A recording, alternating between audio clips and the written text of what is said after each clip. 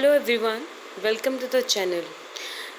आप जो सभी DSSB TGT स्पेशली इंग्लिश के लिए प्रिपेयर कर रहे हैं, उन सभी के लिए मैं कुछ MCQs लेकर आई हूँ जो इंग्लिश लैंग्वेज, उसके जो बेसिक कंसेप्ट्स हैं, कुछ थ्योरीज़ हैं और पेडागोजी उससे रिलेटेड हैं। टोटल नंबर ऑफ 50 जो क्वेश्चंस हैं उनको आज हम डिस्कस करेंगे। आई होप ये सारे क्वेश्चंस आपकी जो प्रिपरेशन है उसको थोड़ा और बूस्ट करने में हेल्प करेंगे। एक एक क्वेश्चन को हम देखते हैं और कोशिश की गई है कि सारा जो क्वेश्चंस हैं, सारे के सारे क्वेश्चंस हैं वो DSSB के जो पैटर्न है उसके अकॉर्डिंग ही हैं। And you never know that DSSB बहुत अनप्रिडिक्टेबल है। आई डोंट नो किस तरीके के questions would be coming up, but however we will be hopeful कि जो हम पढ़ रहे हैं इंग्लिश लैंग्वेज से रिलेटेड उस टाइप के क्वेश्चंस पूछे जाएं। Let's now discuss them. पहला क्वेश्चन है, grammar translation method does not, क्या नहीं करती है। ऑप्शंस हैं, encourage learning through mother tongue, give importance to grammar, enhance the students communicative skill, enable the students to use the language fluently.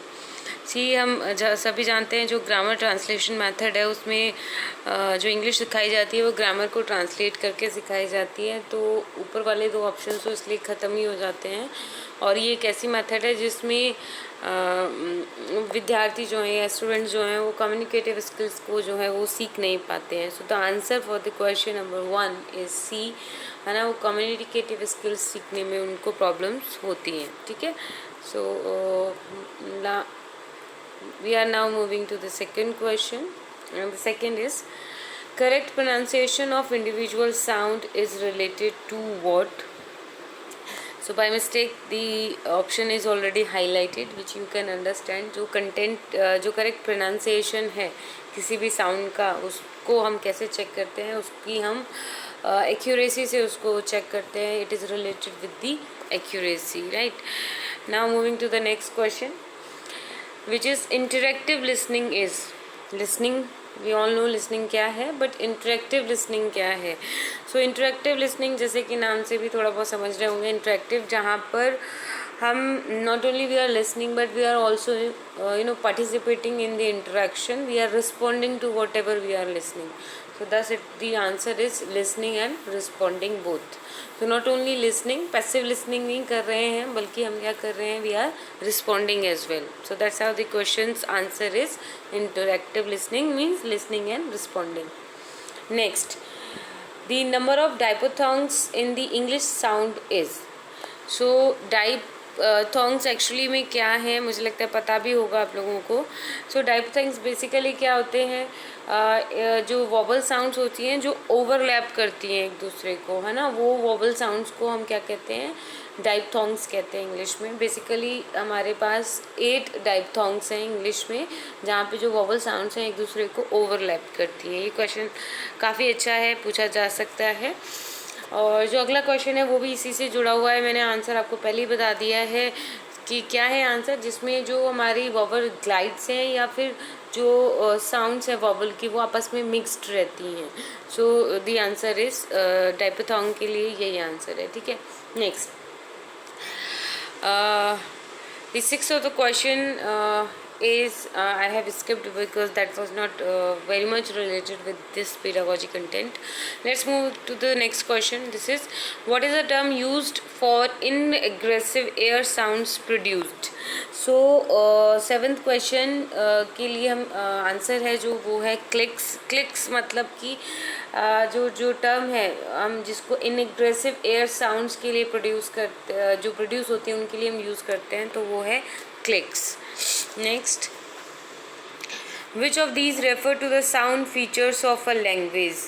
जो sound का जो फीचर है किसी भी एक लैंग्वेज का, उसके लिए हम क्या कहते हैं, तो हम बहुत अच्छे से जानते हैं उसको फोनेटिक्स कहते हैं, पर स्पेसिफिकली उसको फोनेटिक सब्सटेंसेस कहेंगे. हालांकि दूसरे आंसर में सी में आप देख सकते हैं कि फोनेटिक्स भी दिया हुआ है, पर वो हमारा आंसर नहीं है.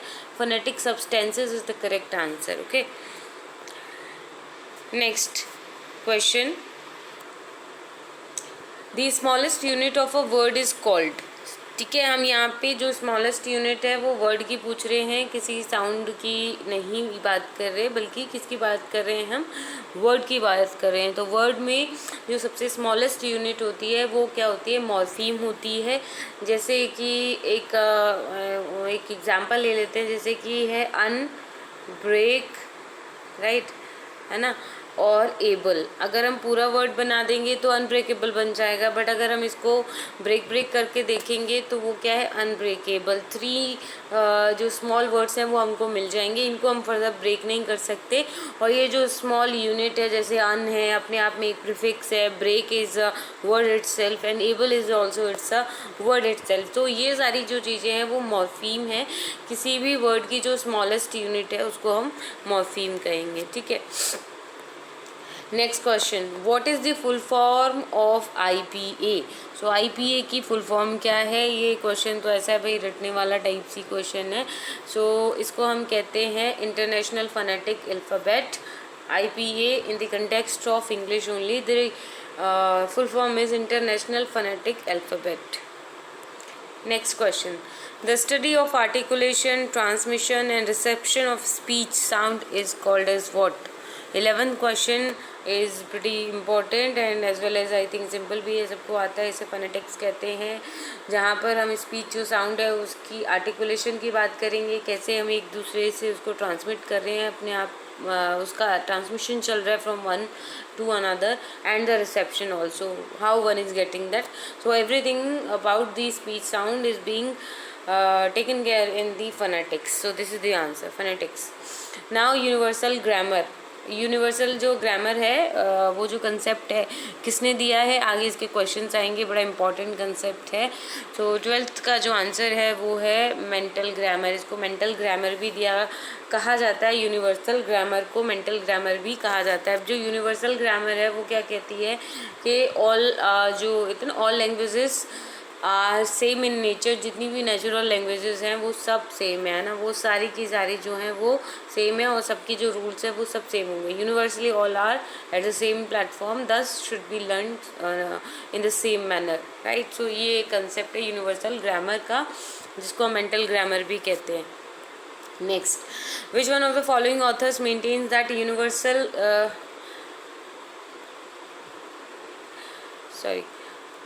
Which one of the following authors maintains that the universal grammar theories are not falsifiable and are therefore pseudo-scientific? अब ऐसे कौन से यहाँ पर ऑथर हैं जिन्होंने इस यूनिवर्सल ग्रामर का जो कंसेप्ट दिया था, जिस पर्सन ने, उसका क्वेश्चन आगे आएगा इसलिए मैं नाम नहीं बता रही अभी। तो ऐसे वो कौन बंदे थे जिन्होंने इसको एकदम सिरे से नकार दिया, उन्होंने बोला ऐसा कुछ नहीं हो सकता, ये बहुत स्यूडो साइंटिफिक है। स्यूडो साइंटिफिक मतलब लग रहा है साइंटिफिक जैसा है पर साइंटिफिक है नहीं है। साइंटिफिक के नाम पे ये नॉन साइंटिफिक थिंग है, नॉन एक्चुअली रैशनल है, इसमें कोई रैशनल नहीं जुड़ा हुआ। तो he was the one, Geoffrey Samson was the person who said so regarding the universal grammar. Next, the rise and the fall of a pitch in voice is called what. तो इसको भाई क्या कहा जाता है, जो राइज और फॉल हो रहा है मेरी वॉइस में, सभी की वॉइस में, किसी की में, तो उसको इंटोनेशन कहते हैं। तो जब भी हम कहते हैं ना कि किसी ने पोएम को रिसाइट किया तो करेक्ट इंटोनेशन स्ट्रेस के साथ, इंटोनेशन जो हमारी वॉइस में उतार चढ़ाव आ रहा है उसको हम कहते हैं। Next question, the study of cognitive phenomena in machine is called what. Cognitive phenomena जो हमारी मशीन, किसी भी मशीन में हो सकता है, यहाँ पे ये इसलिए इंग्लिश में लिया गया है क्योंकि हम बात करेंगे अगर लैंग्वेज लैब की, तो वहाँ पे जो कॉग्निटिव फार्मूला है वही वो क्या है, आर्टिफिशियल इंटेलिजेंस है, किसी भी मशीन का, है ना, XYZ किसी का भी। नेक्स्ट क्वेश्चन है, analysing activity with the brain while performing various other task is called as what. मतलब आप क्या कर रहे हैं, आप किसी एक्टिविटी को एनालाइज कर रहे हैं in your brain, but at the same time you are performing several other task as well, तो उसको हम ब्रेन इमेजिनिंग कहते हैं। इंपॉर्टेंट एस्पेक्ट है, ये भी कंसेप्ट है। Who first use the term generative grammar. Generative grammar term जो है वो किसने यूज़ की है, तो ये जिन्होंने यूज़ की है, he is a very famous person specially in the field of the language, and he has given several theories regarding the linguistics and also given several concepts, right? So he is famously known as Noam Chomsky, and I think that who does not know the name of Noam Chomsky. So ये generative grammar जो है उन्होंने ही इसको concept को दिया है. Now the next question, George P. Lakoff coined the term cognitive linguistic in 1987 in his book. किस book में उन्होंने कॉग्निटिव लिंग्विस्ट का जो कंसेप्ट है वो दिया था, तो वो दिया था उन्होंने women fire and dangerous things में, जो पब्लिश हुई थी 1987 में. Moving to the next question. Next question है, Thomas Kuhn presented his notion of paradigm shift in his influential book, और वो बुक कौन सी थी हमें ये बताना है. So the name of this book is The Structure of Scientific Revolution 1962, where he has presented the idea of paradigm shift. ठीक है. Next, who may be called as Panini of America. So मैंने आपको पहले भी बताया था कि ये कोई पर्सन बहुत ही ज़्यादा महत्वपूर्ण है किसी भी लैंग्वेज के रेफरेंस में, स्पेशली लैंग्वेज इंग्लिश लैंग्वेज के रेफरेंस में. सो पाणिनि कौन है भाई, हम ये हमारे इंडिया से ही हैं. पाणिनि को क्या कहा जाता है भाई, इन्होंने क्या किया है, ग्रामर के ये जन्मदाता माने जाते हैं. जो व्याकरण व्यवस्था हमारे यहाँ पर है वो पाणिनि की ही देन है. ऐसे ही अमेरिका में यानी कि जो इंग्लिश के लिए जो ग्रामर है उसके रिलेटेड जो उन्होंने पाणिनि के जैसे यहाँ पे इंडिया में काम किया है, वैसे ही उन्होंने वहाँ पे इंग्लिश के लिए काम किया है. So he is none other than Noam Chomsky. Okay. Then structural grammar is associated with whom. So structural जो ग्रामर है वो किसके साथ एसोसिएटेड है, जो जो अच्छे कंसेप्ट हैं वो सारे के सारे नॉम चॉम्स्की के साथ ही एसोसिएटेड है. So again the answer is Noam Chomsky. Then the basic and elementary sentence of the language, the stuff from which all else is made, known as what. यानी कि जो एक बेसिक सा मतलब जैसे वन वर्ब है ना, जिसमें केवल एक वर्ब है, दूसरी की वर्ब नहीं है, केवल वो बेसिक एक एलिमेंट्री सेंटेंस है, तो उसको कर्नेल कहते हैं. The right answer is kernel. Next, who has been called the father of American anthropology.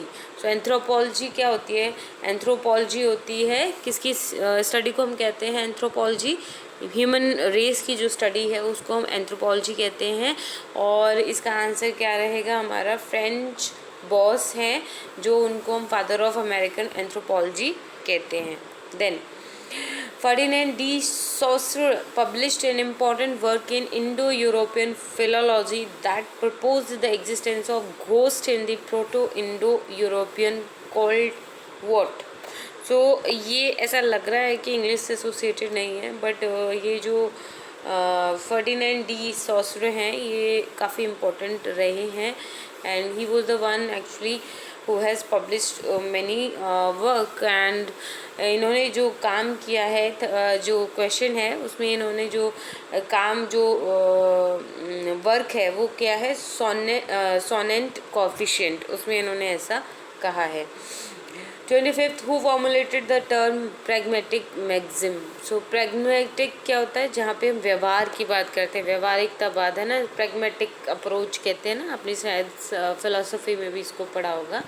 सो इसका जो आंसर है वो है चार्ल्स सैंडर्स पेयर्स, इन्होंने ही इस टर्म को फॉर्मुलेट किया था. Then firstly to which of these language does English belong. English जो है इनमें से सबसे पहले कहाँ से आई है, सो ये भाई आई है जर्मनिक से. Then which of these word describe the changing of the form of a verb in order to reflect person, number, tense and mood. ये सारी चीज़ें जो हैं हमें कहाँ से पता चल जाती है, किसी एक वर्ड से हमें ये सारी चीज़ें पता चल जाती हैं. वो क्या है, conjugation. So conjugation is the correct idea, correct answer of the question.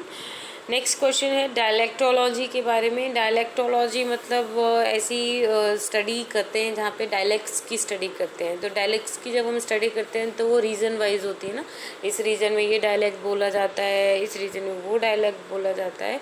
सो जब हम ऐसा कर रहे होते हैं तो जो मैप है ना उसमें जो लाइन होती है जिससे हम उसको डिवाइड करते हैं ना, कि ये जो मैप है इसमें जो लाइन है जिससे कि एक डायलेक्ट से दूसरे डायलेक्ट को हम क्या कर रहे हैं, डिवाइड कर रहे हैं, उसको हम क्या कहते हैं। सो उसका आंसर ये जो क्वेश्चन में वो पूछा गया है तो उसको आइसोग्लास कहते हैं। That is the answer. Which of these find out how a certain set of people use a language at a given time. ऐसी कौन सी स्टडी है, इनमें से किस लिंग्विस्ट में ऐसा हम पता लगाते हैं कि इस टाइम के पीपल जो हैं इस तरीके की भाषा बोला करते थे किसी ज़माने में। तो उसको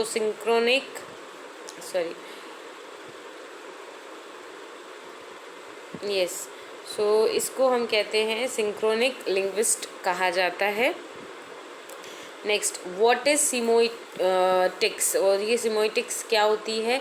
so this is the study of the human communication. Human communicate कैसे करते हैं, इसकी जो स्टडी है वो कहलाती है सिमोइटिक्स।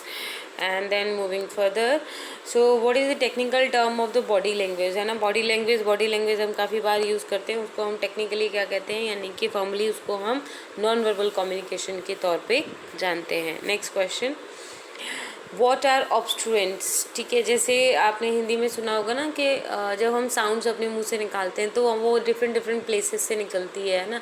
जैसे जहाँ पे हमारी जाके टंग जहाँ टकरा जाती है उसको हम, अगर वो ऊपर जाके टकरा रही है तो तालू, है ना, ऐसे ऐसे करके कुछ हमारी नाक से निकलती हुई हैं। तो ऐसे ही जो इंग्लिश है उसकी भी जो साउंड्स हैं वो कहाँ कहाँ से निकल रही हैं, उसके आधार पे वो दो तरीके से उन्होंने उसको डिवाइड किया है। और जो पहला डिवीज़न है वो है रिगार्डिंग ऑब्स्ट्रुएंट, यानी जो एयर फ्लो को ऑब्स्ट्रक्ट करके जब वो नाक से आवाज़ निकलती है उसको क्या, वो कहाँ उसके लिए हम किन किन जगहों का प्रयोग करते हैं। तो उसमें है स्टॉप्स, फ्रिकेटिव्स और एफ्रिकेट्स। ठीक है, ये तीन चीज़ें हैं, stops, fricatives and affricates. Now what is kinesics. Kinesics क्या होता है। सो काइनेसिक्स क्या है, the study of non verbal and non visual communication. Okay, so non verbal visual communication मतलब कि जो हमारी बॉडी लैंग्वेजेस हैं उसको जब हम उसके थ्रू जब हम कुछ कम्युनिकेट करते हैं, है ना, बहुत सारी बातें तो हम बोल के कम्युनिकेट कर लेते हैं। वर्बल कम्युनिकेशन जैसे नोडिंग है वो हमारा नॉन वर्बल कम्युनिकेशन है ना, हमने गर्दन हिला दी, हमने मना कर दिया। तो ऐसी जो स्टडीज़ हैं, ये जो पूरी कंसेप्ट है उसको हम कहाँ से समझते हैं, उसे काइनेसिक्स कहते हैं, और वो उसका एक फॉर्मल वे है to understand that, right. 34, a sound involving a constriction to the flow of air through nose और माउथ। अभी हमने इसकी बात की है ना, कि जहाँ पे एक साउंड है जो क्या हो रही है, नोज़ और माउथ से निकल रही है एयर फ्लो, क्योंकि उसका वहाँ पे ऑब्स्ट्रक्ट किया जा रहा है, तो उसको हम क्या कहते हैं, तो उसको ऑब्स्ट्रुएंट कहते हैं। ठीक है, इंपॉर्टेंट है ये। विच of the following is the smallest unit with in a language system. तो लैंग्वेज सिस्टम में स्मॉलेस्ट क्या है ना, हमने यहाँ पे वर्ड नहीं पूछा गया है, यहाँ पे लैंग्वेज सिस्टम में पूछा गया है, तो फोनीम है। वो क्या है, फोनीम है, वर्ड में मॉर्फीम है। ठीक है, which of the following was the first stage of modern psycholinguistic. जो मॉडर्न साइकोलिंग्विस्टिक है इसकी सबसे पहली स्टेज कौन सी थी, सबसे पहले क्या आया था मॉडर्न साइकोलिंग्विस्टिक में। तो भाई वो आया था स्ट्रक्चरलिज्म। स्ट्रक्चरलिज्म क्या कहता है, पूरी थ्योरी जो है उसमें समझने में तो हमें टाइम लगेगा, पर हम स्ट्रक्चरलिज्म जो है एक ऐसी कंसेप्ट था टू लर्न द लैंग्वेज।